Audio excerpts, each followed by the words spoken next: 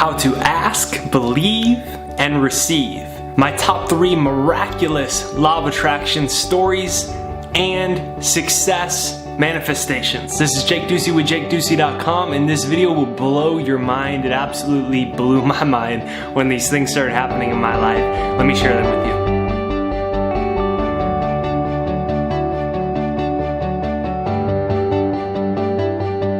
you. Number 1. Who is your dream asking you to become? This one is about me getting my books published with the #1 publisher in the entire world, Penguin Random House. So I was 19 years old and I dropped out of college. I had not the best SAT scores. That's a nice way to put it. I only got into college because of basketball. I was a first team All San Diego basketball player, and I failed junior English class in high school, and I decided I was going to leave school and I was going to become a personal development author, just like my heroes Wayne Dyer and Jack Canfield. The problem was nobody else thought that was a good idea, and I did this thing where I took 8x11 sheets of paper and they said, I'm so happy and grateful now that I'm published by, and I put the publisher that I wanted to publish my books, and I taped them all over my wall. Like, you went into the bathroom, I put them right next to the toilets. When I sat down, I could see it first thing in the morning. Took it to the extreme.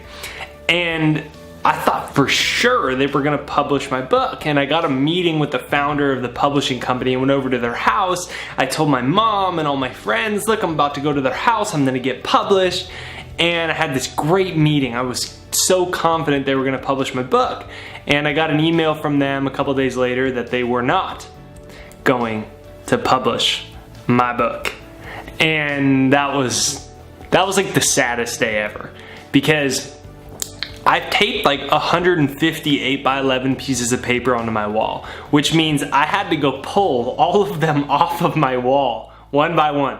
I hate them. I'm throwing them in the trash. That was the worst day ever.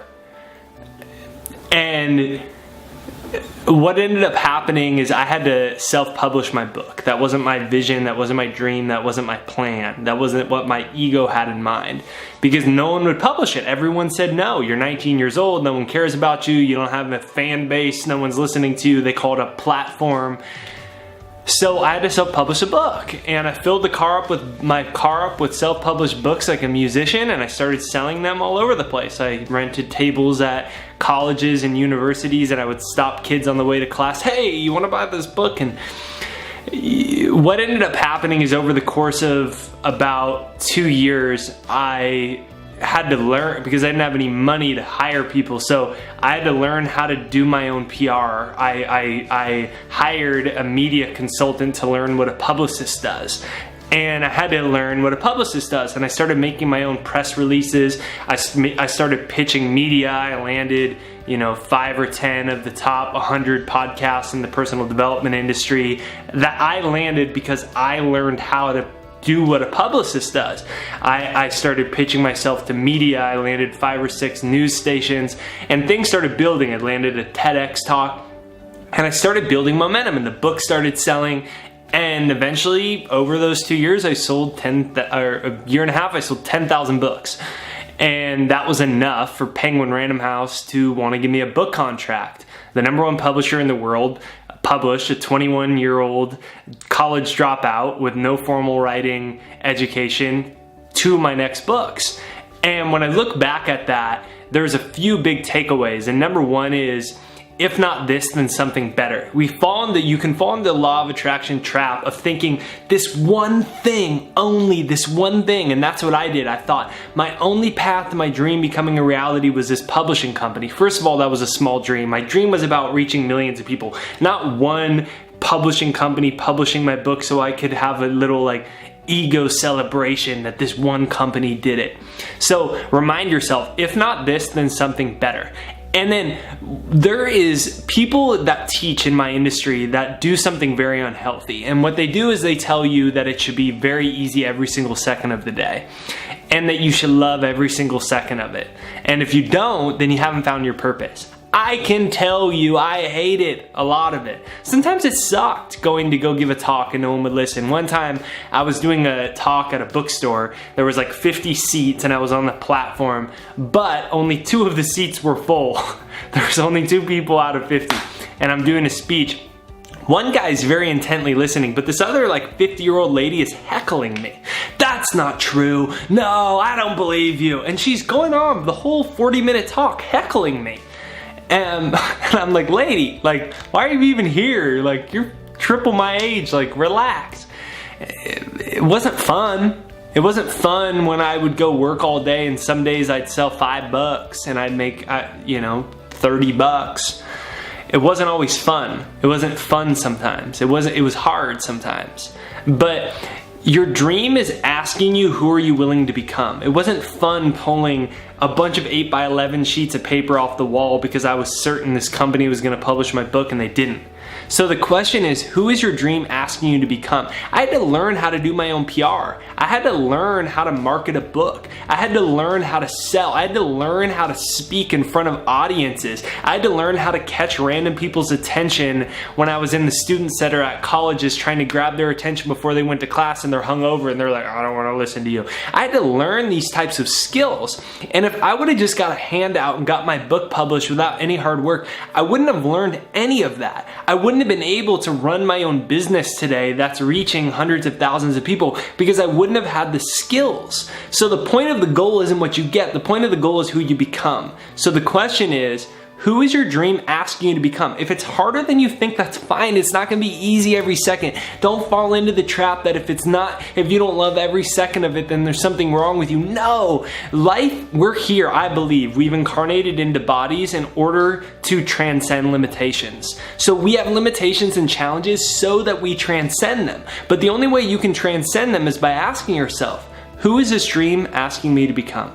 And when you step into being a different person, then the world around you eventually changes. It took a while for my outside world to change while I was internally changing, but it happened. So who is your dream asking you to become? That's how I went from 19-year-old college dropout, failing junior English class, no one listening to me, to building an international brand that's inspiring hundreds of thousands, and we've reached millions of people on YouTube just in the last quarter of this year.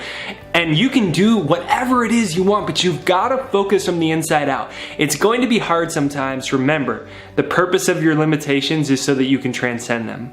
Number dos, meeting my fiance, Ashley. So just before I met Ashley, I was in a relationship with someone I thought was the love of my life. They ended up cheating on me, moving to the other side of the world with another guy, and it sucked. It was awful. I hated it. It was the worst.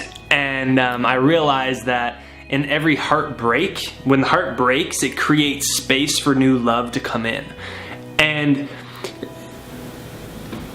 if you haven't noticed a theme yet between these first 2 parts, it's that seemingly bad things create the space for good things to show up.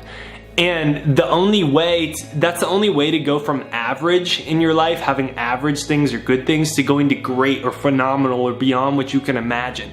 So when that happened, I was really depressed for like a week, and eventually I made the commitment to myself that I was not going to go seek a relationship. I wasn't going to seek one. I didn't need one. I didn't need it. And I was going to commit to being the happiest version of myself. And I was going to commit to loving myself entirely and being totally whole and happy. And I didn't need one. I wasn't going to go out of my way to go try and find one. And I made that commitment, and probably 6 months later, I got a call from my book agent, and my book agent's like, hey, it's my 65th birthday, we're having a party. It was 4 hours away in Santa Barbara. I was living in San Diego at the time. And he said, hey, one of my clients has a really cute daughter, and I want you to meet her. And he's like, come, please. So I came. As soon as she walked into the door, my agent, he walks up and says, hey, you two should meet. And he pushes us together, and we're like, hi. And, we met and created an awesome partnership that's helped both of us become in the best shape we've ever been in, the happiest we've ever been in, the most spiritually connected we in, make the most money we ever have made, make the most impact we ever had, have the most adventure.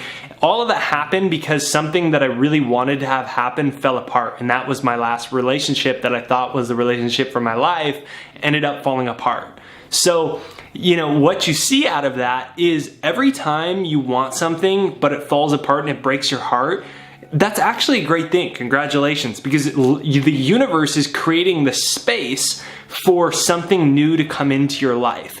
If you're open to it and you commit to saying, I don't need anything outside of myself to complete me, and I'm committing to this whole energy. And when you come from this whole energy, then I attracted a relationship that was a million times better. I didn't realize in the past that the relationship I wanted to work that failed wasn't even a whole relationship. It was not at all. It wasn't that healthy. But I didn't realize it because I wanted it so bad.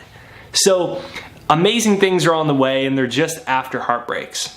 Number 3 is great financial opportunities are on the other side of things that seem really bad.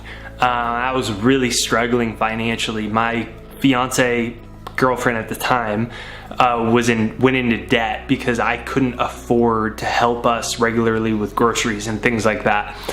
And it was hard. And